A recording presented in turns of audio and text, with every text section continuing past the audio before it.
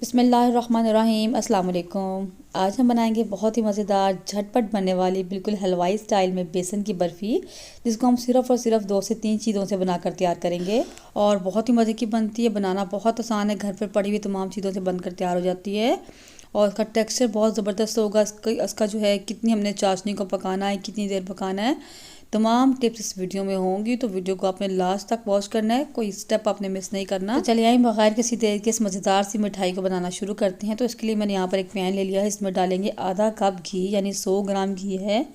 देसी घी या डालडा आप कोई भी ले सकते हैं। इस घी को इसमें मेल्ट होने देंगे और जब घी मेल्ट हो जाएगा तो इसमें हम डालेंगे तकरीबन 200 ग्राम, या अगर आप कप में देखें तो 2 कप मेरे पास बेसन के हैं, जिसको मैंने पहले छान लिया है। अच्छा, बाज़ दफ़ा बेसन पे डिपेंड करता है, कोई हल्का और भारी बेसन भी होता है।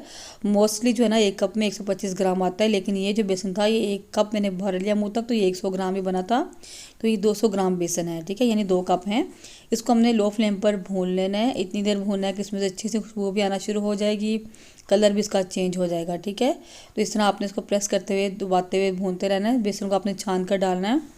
बेसन के भूनते हुए अगर आपको घी कम लगे तो आप इसमें 1 टेबल स्पून के करीब घी मज़ीद शामिल कर सकते हैं। तो मैंने यहाँ पर 1 खाने का चम्मच घी मज़ीद डाला है। इसको डालकर अच्छे से भूनते रहेंगे। ऐसा ऐसा आप देखेंगे कि जो है हमारा बेसन थोड़ा सा नरम होता जाएगा और घी को छोड़ता जाएगा। अच्छा, इससे पहले भी मेरे चैनल पर 2-3 रेसिपीज़ बेसन की बर्फ़ी की मौजूद है, जिनको मैंने बग़ैर चाशनी के बनाया, जिनको बनाना बहुत आसान है। तो आप मेरे चैनल पर जाकर विज़िट कर सकते हैं।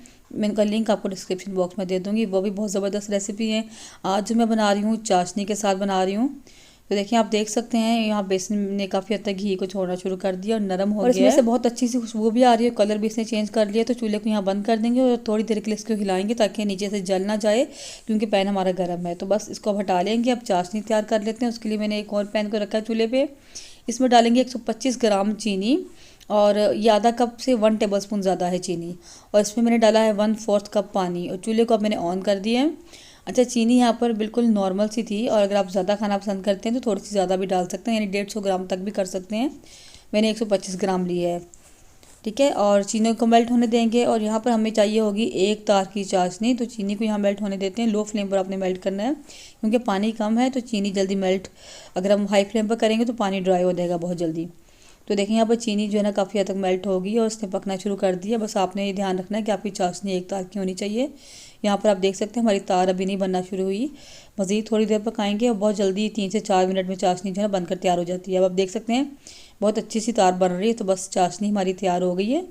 तकरीबन 4 से 5 मिनट लगे इसको पकने में। अब इस चाशनी को जो है, जो बेसन हमने भून कर रखा था, इसमें डाल देंगे। इस गर्म गर्म चाशनी को इसमें डाल देंगे और डाल कर इसको अच्छे से मिक्स कर लेंगे। चूल्हे को यहाँ बंद ही रखना है हमने अभी, चूल्हे को हम बिल्कुल नहीं चलाएंगे और इसको अच्छे से मिक्स कर लेंगे। आप यहाँ पे देख सकते हैं, आपको लग रहा होगा कुछ पतला है मिक्सर, लेकिन आपने परेशान नहीं होना। आपने इसको अच्छे तरीके से मिक्स करना है और इसको आपने छोड़ देना है कम से कम 20 से 25 मिनट के लिए।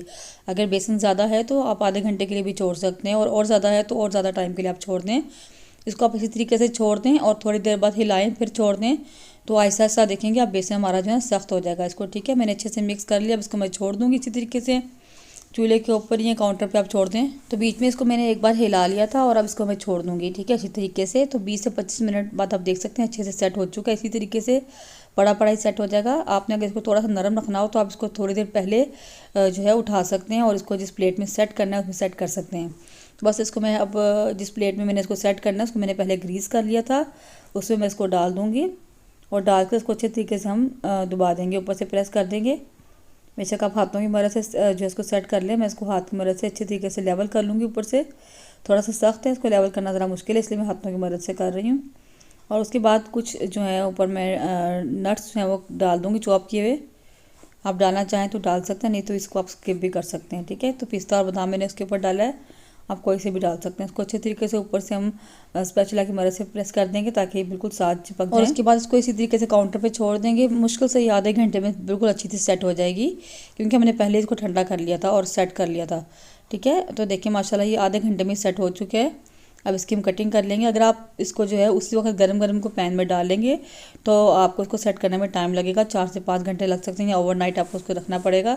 लेकिन चूँकि हमने उसको पहले ही ठंडा कर लिया था, उसके बाद सेट करने के लिए रखा है ट्रे में, तो इसलिए बहुत जल्दी सेट हो चुकी है। और आप देख सकते हैं माशाल्लाह कटिंग से अंदाज़ा लगा रहे होंगे कितनी ज़बरदस्त इसकी सेटिंग सेट हुआ है। ये बिल्कुल भी नरम नहीं है, बिल्कुल परफेक्ट इसकी कंसिस्टेंसी है, बिल्कुल जो है ठीक जम चुकी है अच्छे तरीके से। थोड़ा सा मैं नीचे से गर्म कर लूँगी ताकि ये जल्दी से उतर जाए आसानी से। तो देखिए माशाल्लाह कितनी इजीली उतर गई है। बहुत ही ज़बरदस्त टेक्सचर आया है और आपने देखा इसको हमने माशाल्लाह कितनी झटपट और कितनी आसानी से तैयार कर लिया है। सिर्फ और सिर्फ 2 से 3 चीज़ों से बनकर तैयार हो जाती है। तो इसको बनाना बहुत आसान है। इसकी आप लुक चेक करें माशाल्लाह कितनी ज़बरदस्त है और ये खाने में बहुत ही मज़े की है।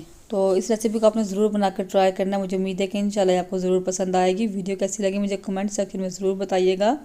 वीडियो अच्छी लगे तो लाइक करें, ज़्यादा से ज़्यादा शेयर करें। चैनल पर नए हैं तो चैनल को सब्सक्राइब करना मत भूला करें।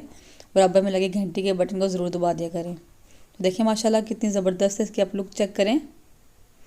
मैं आपको क्लोज करके भी दिखाती हूँ कि बहुत ही मज़ेदार दानेदार सी बनकर तैयार हुई है। इसके अलावा अगर आप बग़ैर चाशनी के जो है बनाना चाहते हैं तो उसकी रेसिपी भी आप मेरे चैनल पर देख सकते हैं।